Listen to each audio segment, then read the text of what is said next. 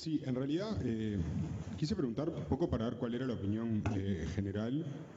Eh, yo en principio pensaría que, bueno, o sea, obviamente que de oficio no se me ocurrió en un principio disponerlo. Estaba esperando que me viniera algún pedido de alguna defensa. Bueno, cuando me llegara iba a ver, pero en principio se me ocurre que quizás no sería aplicable. Había cuenta que me parece que el 235 literal D está integrado a la lógica del acusatorio y también a la lógica de que quien dirige la investigación y, digamos, e impulsa el proceso sería el Ministerio Público. Cuestión que digamos que en el CPP 80 no era todo vacío, digamos, o el impulso era compartido, si se quiere. Entonces no le vería como el fundamento, que sí lo encuentro y me parece totalmente razonable, en la lógica del acusatorio. Pero bueno, pero digo, igual me queda la duda, o sea, es como una primera aproximación. Sí. Lo planteaste porque tenés la duda. De oficio como que no te como que de oficio no te nace. No me animé, digamos, no me pareció que podía. Pero bueno, si me venía la solicitud, pero digo, pensé eso, pero como insumo para pensarlo, no es que lo tengo totalmente definido. Claro que casi todas estas cosas me parece que todos estamos igual, no es ninguno es de solución muy sencilla o de definición blanco sobre negro, negro sobre blanco. ¿Alguien más que tenga este tema o tenga opinión sobre este tema, digo?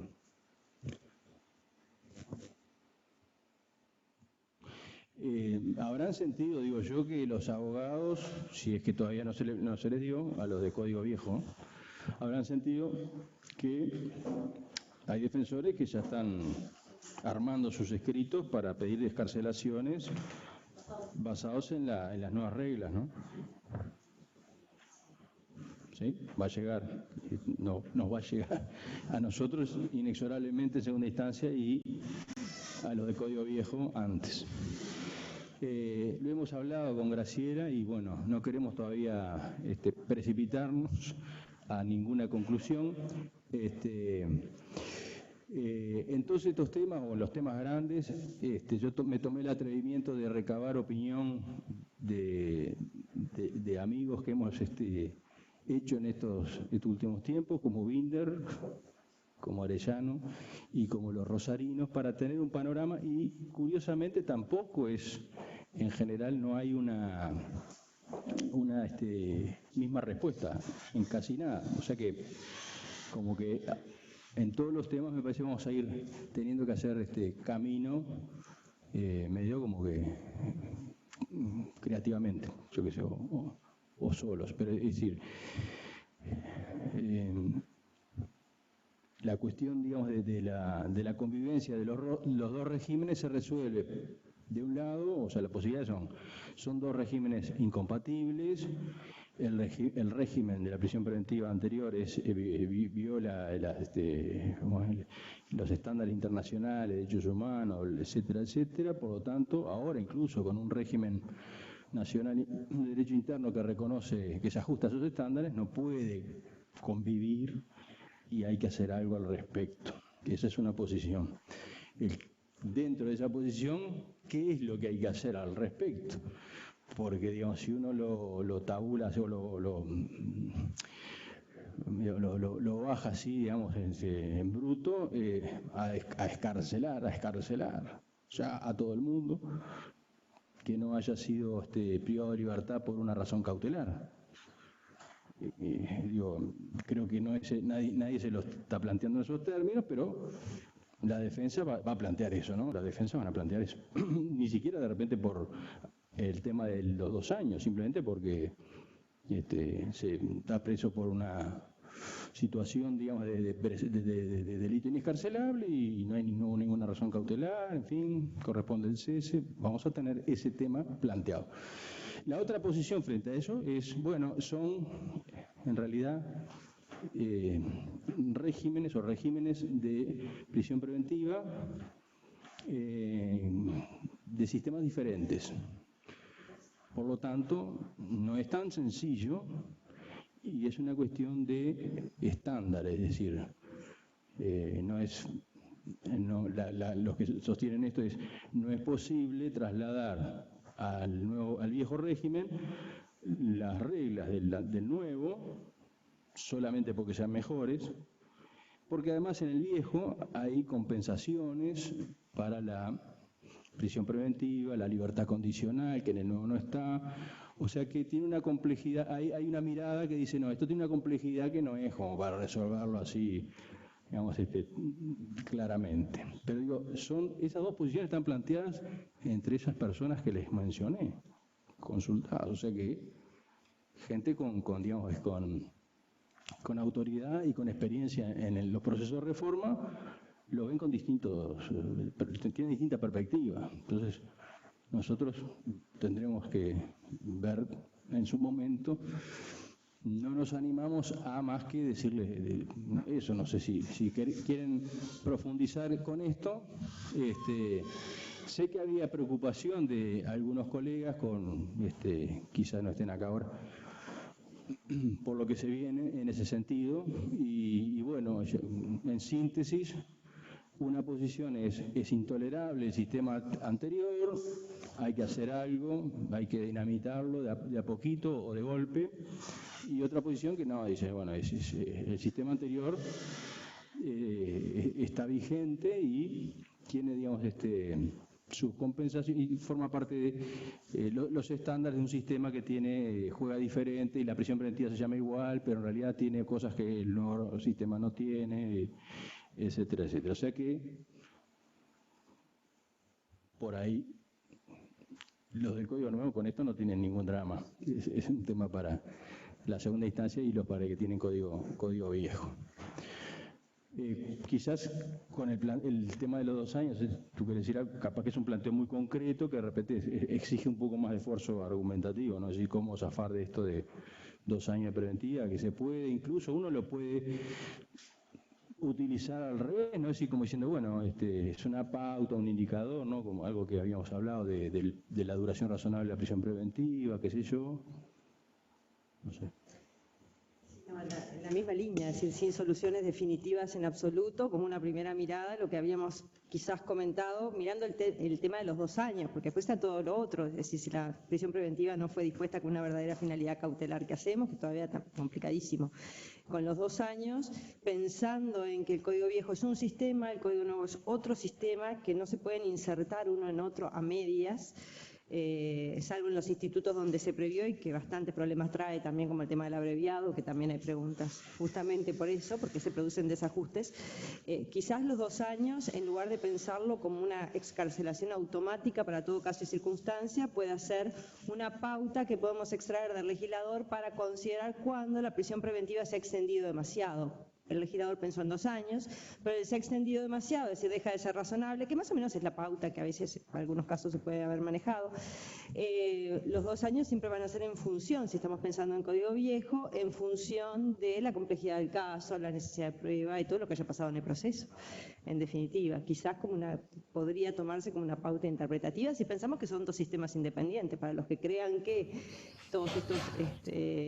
esta nueva regulación hace que el sistema anterior, que sabemos que no es acorde a los estándares internacionales, no se puede seguir aplicando, bueno, lo aplicarán de una, pero si pensamos que son 2 sistemas independientes, quizás los 2 años pueden estar ahí, pero manejándose quizás como una interpretación en ese sentido. El caso, los jueces rosarinos son macanudos, hola Rosario, le pongo, ¿no? Hola Rosario, y a uno de ellos, ustedes tienen este tema, se lo plantean este tema, y bueno, en Rosario no tenían el problema, porque en realidad en el régimen anterior, tenían regulado bien la prisión preventiva como cautelar, por lo tanto no significó nada traumático. Pero el colega rosarino al que le consulte el tema dice, pero de ninguna manera a mí me parece que puede tolerarse la coexistencia de 2 regímenes. Hay que, digamos, como que uno involuntariamente, miren qué tema, ¿no?, derogaría lo otro y por vía de la interpretación judicial, ¿no?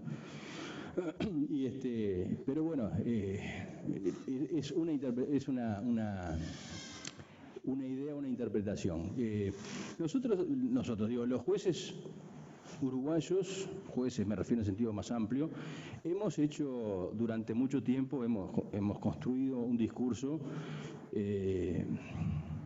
bastante, digamos, casuístico para, en muchos casos, flexibilizar el tema de la inescarcelabilidad, ¿no? Es decir, todo, se fue construyendo de a poco con una serie de excepciones por la duración, por el debilitamiento de la prueba, por la naturaleza cautelar, cuando todos en realidad sabíamos o sabemos que la prisión preventiva del viejo CPP de cautelar tenía poco y nada, o sea que era pena anticipada.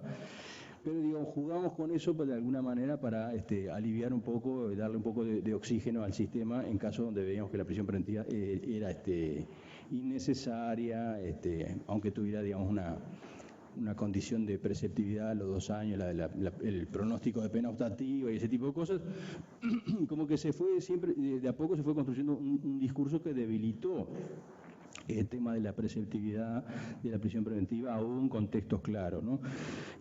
Lo que puede servir o puede utilizarse sin duda la existencia del nuevo código es para reforzar ese discurso cuando veamos una situación donde la prisión preventiva no es racional, ¿no? Del Código Viejo estamos hablando, ¿no? Así que ahí yo pensaría en la famosa, siempre la rapiñuela, donde, bueno, nos serviría para, no como para desbaratar el sistema, sino que para caso a caso, en algunas situaciones, utilizar esta argumentación, bueno, como un argumento de mayor abundancia, ¿no? Es inconciliable con los estándares internacionales y además tenemos una situación reconocida a nivel nacional, bla, bla, bla, pero más allá por ahora de ahí no me atrevería a ir.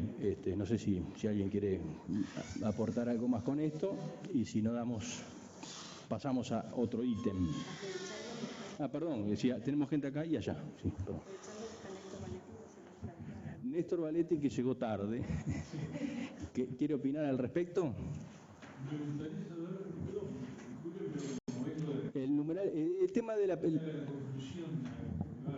la conclusión es que libertad. Libertad. Queríamos saber si se había planteado ya algún caso, como claro. Ustedes son los que tienen el grueso de los procesos viejos. Se le acaba de plantear hoy a la compañera Ana Ruibal, que no pudo venir, y justamente lo estuvimos conversando el tema. Por eso teníamos mucho interés en esto. En fin, yo pienso que son dos instituciones, es decir, dos códigos que tienen una naturaleza diferente y que la intención del legislador no fue la de derogar la prisión preventiva en el caso de los delitos inescarcelables en el antiguo código, o sea, en el código del 80. Si no lo hubiera dicho a modo expreso, como lo dijo sí en las disposiciones transitorias para determinados institutos. Además, tenemos el artículo 27 de la Constitución de la República, que entiendo que por orden jerárquico prima sobre eso. Como excepción se puede aplicar en el caso, como se viene aplicando ya por distintos juzgados y por la jurisprudencia en general, cuando excede la duración de un plazo razonable.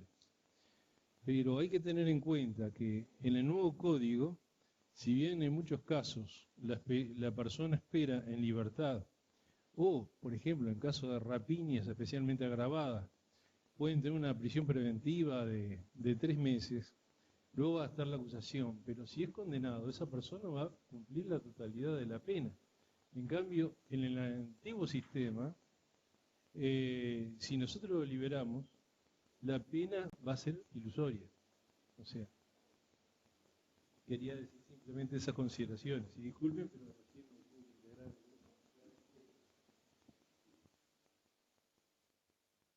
una salvedad o una complejidad al planteo, ¿no? Es decir, tú partís de la base que el 27 obsta a la excarcelación. La ley 19.293 entiende lo contrario. Es algo con lo que, un insumo con lo que hay que jugar, ¿no? Es decir, porque si no habría que plantearse la inconstitucionalidad de la ley, de la regla de la prisión preventiva del Código Nuevo. Creo que nadie se lo está planteando. No escuché, por lo menos, no sé.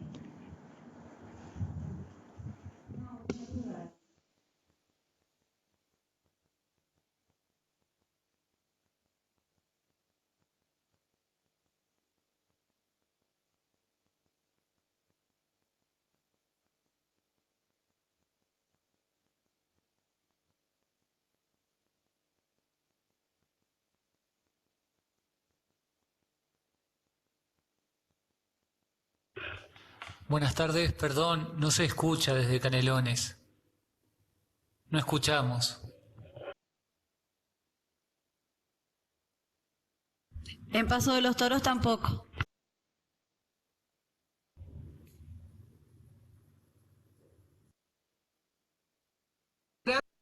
Eso también se corta y no escuchamos. Hola, ¿se escucha? Una duda personal que no involucra al cuerpo colegiado que integro y que es muy interesante, digo, para analizarla todos, es el estatuto que ha creado el nuevo código en cuanto a la libertad como principio, ¿no? Y de la mano de eso, la retroactividad inmediata de la ley procesal en cuanto es más beneficiosa para el imputado.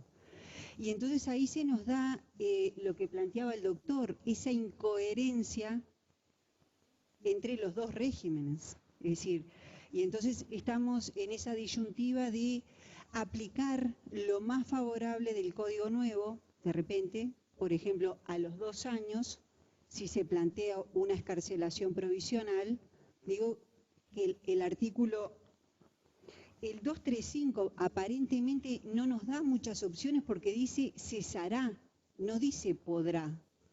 Es decir, en los literales A y B como que es muy claro porque estamos hablando de vencimiento de pena. Digo que en el Código Viejo ya estaba previsto, pero digo, en esas nuevas hipótesis que agrega el 235, si cumplió la mitad de la pena y podría estar en condiciones de tramitarla anticipada.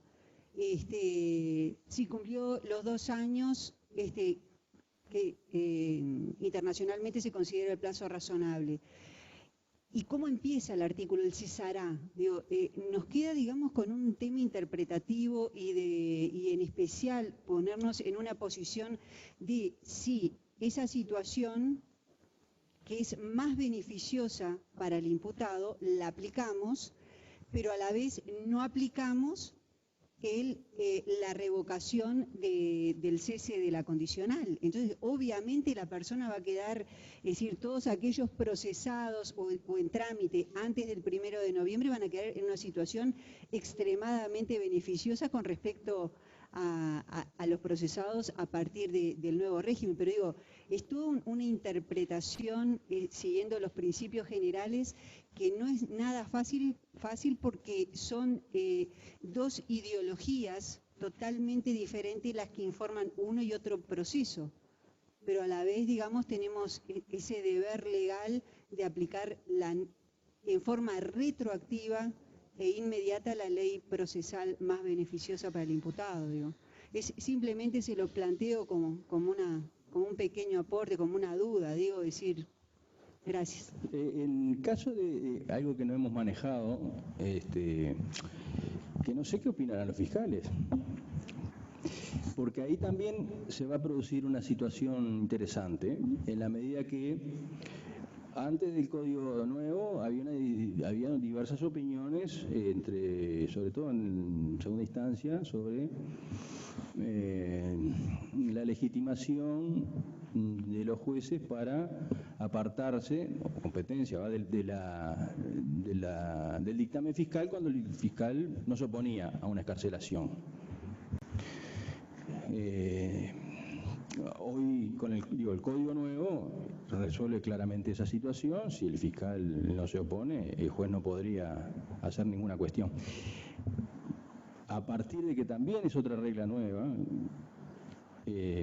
no sé cómo jugaría para nosotros el que un fiscal no se opusiera en esa situación, considerando de repente que, sin ninguna duda, en ningún lugar a dudas, el régimen más favorable es el nuevo y debe cesar inmediatamente la prisión preventiva, etcétera. Si los fiscales van por ese camino, o algún fiscal va por ese camino, el juez yo creo que tiene bastante allanado el tema, ¿no? Es decir, en mi opinión.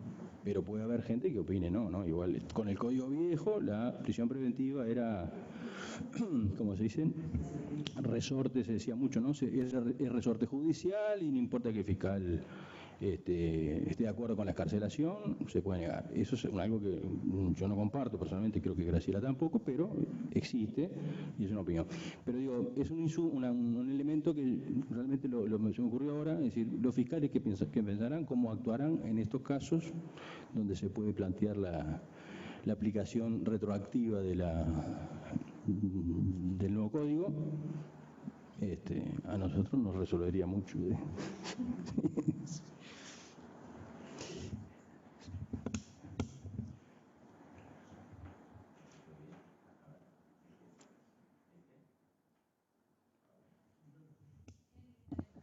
Ahora, de eso sí le puedo comentar algo, porque nosotros vimos 2 o 3 asuntos en donde directamente todos los fiscales que vimos, todos dicen lo mismo, en función de tratarse del CPP viejo y si se rige por sus normas, me opongo a la excarcelación. Todo lo que vimos es eso. Y nosotros lo hemos resuelto en el tribunal prácticamente sin comentarios, ¿no? Como son pedidos de libertad, el fiscal se pone, chao. Eso sí hemos visto claramente, varios, ¿no? Lo han presentado en el tribunal y todos se han resuelto así. No me acuerdo los nombres de los fiscales, porque la verdad que no. Pero, es decir, ante planteos que invocan el nuevo código. Sí. Ah, nosotros todavía no tuvimos. Sí, por lo menos 3 recuerdo, en función del nuevo sistema y la respuesta. Uno me acuerdo que era Gilberto Rodríguez, pero yo no te quiero mentir porque no me acuerdo. Pero 2 o 3 en este mes pasado vimos así. Y todos ustedes. ¿Alan Valverdú puede ser que sea fiscal en Montevideo? No sé, Maldonado, San Carlos. Fue secretaria mía, pero no sé dónde está. Pero sé que era el código viejo, ¿no? También, la expresión era prácticamente la misma y hay uno más que no recuerdo. Es decir, que hay una sala ya que se ha pronunciado, tiene posición en relación a que esto no genera mucho problema. Se pusieron dos sistemas y está. Sí, yo más o menos realmente te adelanto que pienso más o menos así. Son sistemas que tienen que correr independiente porque es muy difícil el intercalar. La comparación.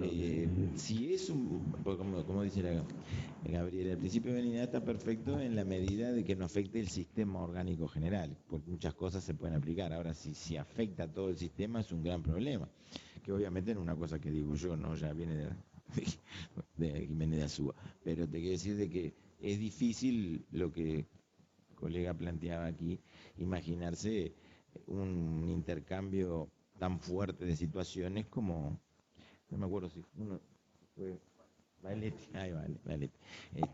si tú te manejas estrictamente con el sistema nuevo por benignidad, tenés un problema que la propia ley te está diciendo que hay que aplicar el anterior y te está diciendo que hay que aplicar la libertad condicional. Entonces decir, bueno, perfecto, si sale a los 2 años y son 10, no, tal vez no vuelva nunca. Entonces empieza a quebrarse el sistema orgánico porque hay un anticipo de pena y ahora no lo es más. Entonces es difícil pensar en la posibilidad de mirarlos de oficio, eso me parece a mí, pero tampoco tenemos una posición muy... realmente no tenemos ninguna posición porque estamos pensando qué hacer, ¿no? Pero a mí me parece, yo voy por ese lado de la dificultad. Y además, ya te digo, no se ha presentado una cosa muy difícil. Muy difícil. ¿No se escucha? ¿Está muy lejos el micrófono? Digo que no está muy problemático el problema, porque ya te digo, los que hemos visto, los fiscales dicen directamente eso. Los 3 decían lo mismo. Yo pensé que era de Montevideo, pero sabés que hay uno que no es. Y toda la media página Claramente el sistema es diferente, situación. ¿Y si un fiscal te dice que sí? Si un fiscal dice que sí, yo siempre digo que sí, pero no me importa por qué sistema sea. Y nosotros siempre hacemos lo mismo. Si el fiscal dice que sí, ya no hay más problema el tribunal. Un fiscal va a decir que sí. No, perfecto, si dice que sí, sí. Algunos pero no le va a en tocar. función de un sistema u otro, en función de qué es la opinión del fiscal. Es el dueño de la acción, chao. Si no te parece que está bien, está bien. Pero no es el mismo criterio, si porque uno podría decir, bueno, mire, el fiscal me dice eso y yo le estoy diciendo, no, mire, me parece que tiene razón en la defensa y lo suelto. ¿No? ¿Qué va a pasar? Supongo que va a pasar, porque esto va a ser una cuestión opinal. Pero bueno, habrá que ver.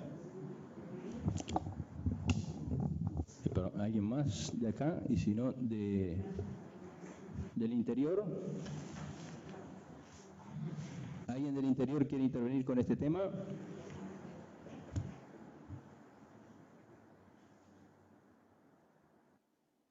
Quedaron impresionados, ¿no? Tribunal 2.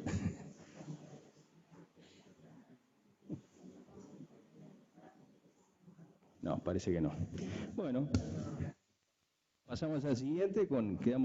Tenemos un elemento que hay, por lo menos, una posición provisoria, al menos, de un tribunal en que esto corre por cuerdas separadas. Insisto con una cuestión, por cuerdas separadas, pero ahora tenemos una dificultad con el asunto del 27. Yo creo que ningún fiscal ya debe oponerse a la excarcelación de los viejos invocando el 27, digo yo, porque eso sí sería complicado, porque son los mismos fiscales, bueno, no son los mismos capaz, yo qué sé, no son los mismos. Unos dicen, esto es, y por suerte no estoy en el nuevo, porque si no en el nuevo plantearé la inconstitucionalidad, yo qué sé. En el interior, ahí va, en el interior no podrían, en uno decir que el 27 lo impide, en el otro, no, porque... Pero eso es un detalle. Bueno, segundo detalle que quiere la Constitución. Bueno, la prueba anticipada en el nuevo CPP, si el acuerdo de partes en que se diligencie releva al tribunal de analizar sus requisitos derivado de la falta de oposición y conflicto. Es decir, al no haber oposición, sí, aunque no estén reunidos elementos para una prueba anticipada, se le debe hacer lugar. No sé quién lo planteó, pero creo que viene de Maldonado.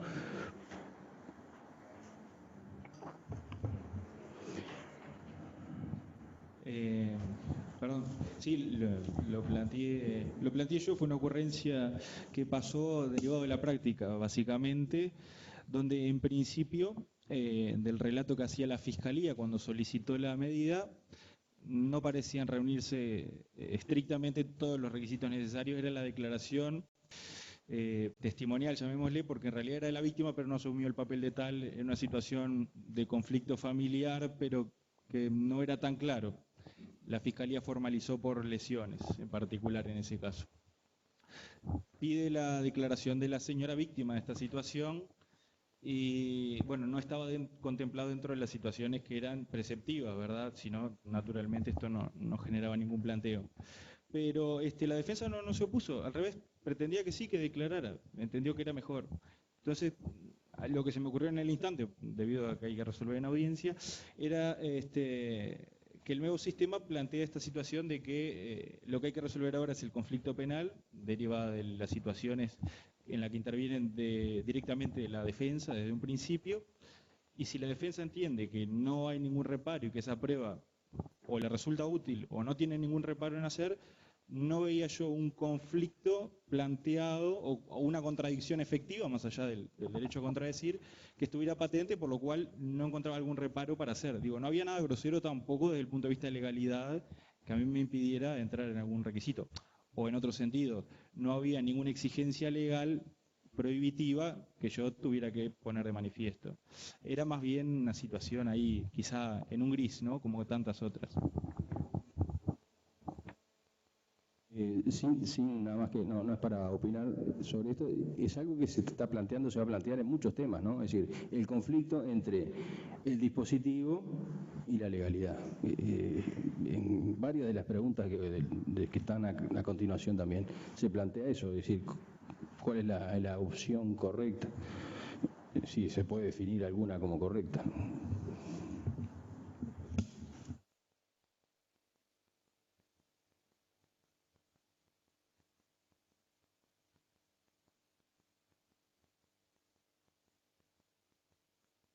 A mí yo lo había, cuando leí esta pregunta me lo imaginé por ese lado, es decir, las dos partes están de acuerdo, el código si bien es para determinar qué hechos no están controvertidos, pero admite los acuerdos probatorios, va como en esa línea.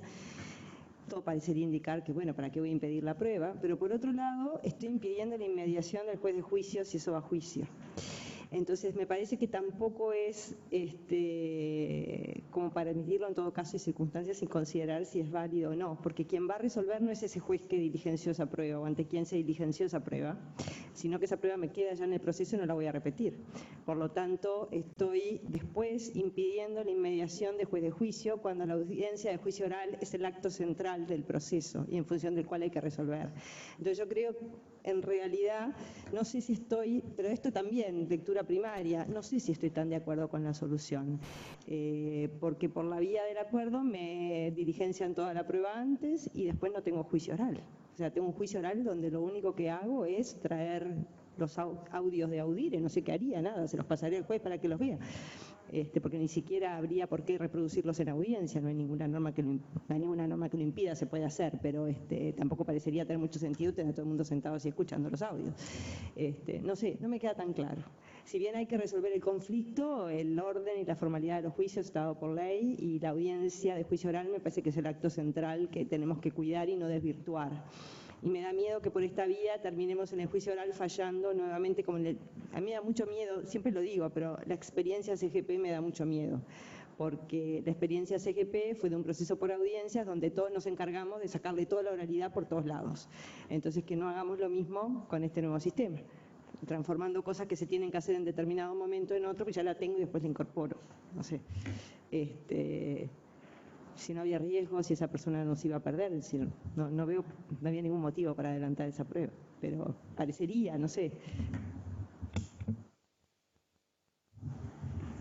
Sí, está muy instalado eso de que si hay acuerdo, este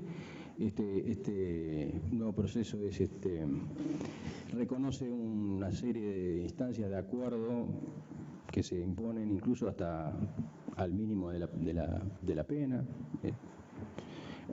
Pero como dice Graciela, también el principio de legalidad no desaparece, ¿no? Es decir, y legalidad en el sentido también de procesal, no solamente del derecho de fondo. Entonces, no son temas, no es una cuestión para responder como que vamos arriba, sí, total. Pensando, y está muy bien, yo no se me ocurrió, en las consecuencias, y qué pasa, cuál es el producto que se obtiene de eso, ¿no? Es decir, todos contentos, pero como dice Graciela, después hay una distorsión de las estructuras, o sea que me parece que hay que también cuidar, pero es todo provisorio, no sé si alguna opinión más con esto. No, algo más sobre eso. Creo que había dos extremos quizás. Uno que se me ocurre ahora en consideración a lo que manifestaban, no sé si fue planteado, y pido que me corrija, como un derecho del juez a recibir la prueba. Yo no lo veía tan así, o quizás no lo vea tan claro, por falta de ilustración seguramente. No lo veo como un derecho del juez a recibir la prueba, sino de las partes a producir la prueba al juez que va a decidir su caso para el fiscal, pretensión y el imputado con su defensa. Entonces, digamos, si ellos pueden lo más incluso hasta eliminar esa prueba del proceso por un acuerdo en la etapa